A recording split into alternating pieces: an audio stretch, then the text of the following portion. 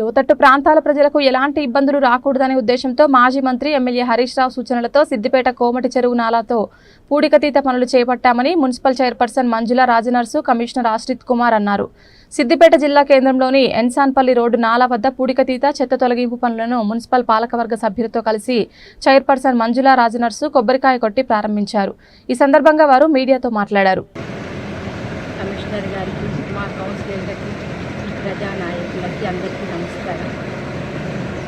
ఇక్కడ కాలువ తీయడం ముందు వచ్చే వర్షాకాలం దృష్టిలో పెట్టుకొని ఇక్కడ ఈ ప్రాంతాన్ని శుభ్రం చేయడం జరుగుతుంది. ఈ ఏంటంటే చెత్త మురికి అదంతా తీసేస్తే పూడిక తీయడం జరుగుతుంది. ఎందుకంటే లోగొట్టు ఉన్న ప్రాంతాలకి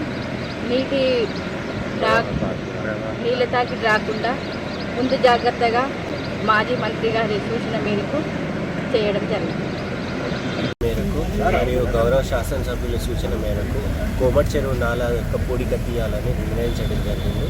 కౌన్సిల్ సహకారంతో కౌన్సిల్ ప్రభుత్వము అందరి సూచనల మేరకు ఏదైతే వచ్చే వర్షాకాలం దృష్ట్యా ప్రవాహ తాకిడి ఉండొద్దన్న ఉద్దేశంతో లోతట్టు ప్రాంతాలు జలమయం కావద్దన్న స్ఫూర్తితో ఈ ప్రజలకి అసౌకర్యం కలగొద్దన్న ఒక సంకల్పంతో ఈ కోమటి చెరువు నాలా ఏదైతే ఉందో దాంట్లో పూడిక తీస్తే నీళ్లు ప్రవాహం సాఫీగా సాగుతుందన్న ఉద్దేశంతో పూడిక తీయడం జరుగుతుంది. ఈ పూడిక పనులు ఈరోజు ప్రారంభించినందుకు మా కౌన్సిల్కి మరియు శాసనసభ్యులకి మరియు ప్రభుత్వానికి ధన్యవాదాలు. గౌరవ మాజీ మంత్రి హరీష్ రావు గారి సూచనల మేరకు పురపాలక సంఘ కమిషనర్ మున్సిపల్ చైర్పర్సన్ మంజుల రాజనర్స్ గారి ఆధ్వర్యంలో గౌరవ కౌన్సిలర్ వినోద్ గౌడ్, అరవింద్ రెడ్డి ఆ ఏరియాకు సంబంధించి ఈ కోమటి చెరువు కాలువ ఏదైతే ఉన్నదో లోపల పూడిక తీయడానికి ప్రతి సంవత్సరం చేయడం జరుగుతుంది. ఎందుకంటే లోతట్టు ప్రాంతాలు జలమయం కాకుండా అలా ఎప్పుడైతే ఈ కచరా నిండుతుందో దాన్ని తీయడానికి ప్రతి సంవత్సరము వర్షాకాలం ముందే తీయడం జరుగుతుంది. కాబట్టి ఈరోజు ప్రారంభించడం జరిగింది.